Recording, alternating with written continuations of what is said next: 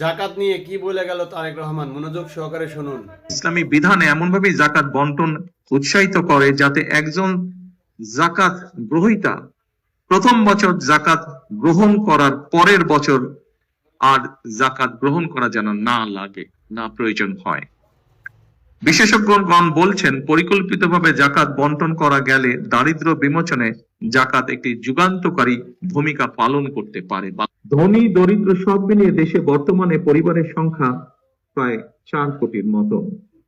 এসব পরিবারগুলোর মধ্যে যদি দরিদ্র কিংবা হতদরিদ্র পরিবারগুলোকে চিহ্নিত করে প্রতি বছর পর্যায়ক্রমে 5 লক্ষ পরিবারকে আমরা 50,000 টাকা থেকে 1 লক্ষ টাকা জাকাত দিতে পারি, আমি ব্যক্তিগতভাবে বিশ্বাস করি এসব পরিবারগুলোর মধ্যে বেশিরভাগ পরিবারগুলোকে হয়তো পরের বছর আর জাকাত নাও দিতে হতে পারে।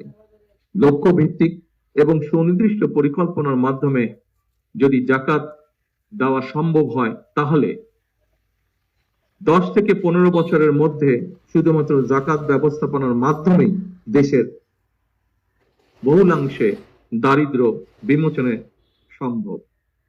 সম্মানিত ওলেমা মাশায়েখ বৃন্দ, দারিদ্র বিমোচনে জাকাত ব্যবস্থাপনার বিষয়টি আপনাদের কাছে যৌক্তিক মনে হলে এই ব্যাপারে বিত্তবানদের সচেতন করার ক্ষেত্রে আপনারা আলেম ওলেমা মাশায়েখগণ সবচেয়ে বেশি এবং গুরুত্বপূর্ণ ভূমিকা রাখতে পারেন বলে আমি দৃঢ়ভাবে বিশ্বাস করি।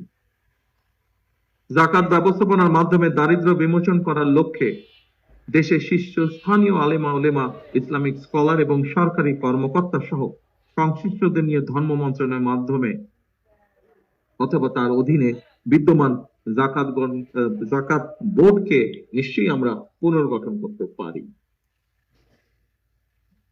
এই জাকাতকে দারিদ্র বিমোচনে ব্যবহার করে ইসলামী বিশ্বে বাংলাদেশ অবশ্যই একটি মডেল হিসেবে উপস্থাপনের সুযোগ। তো এই ভিডিও বেশি বেশি শেয়ার করে সবার মাঝে ছড়িয়ে দিবেন।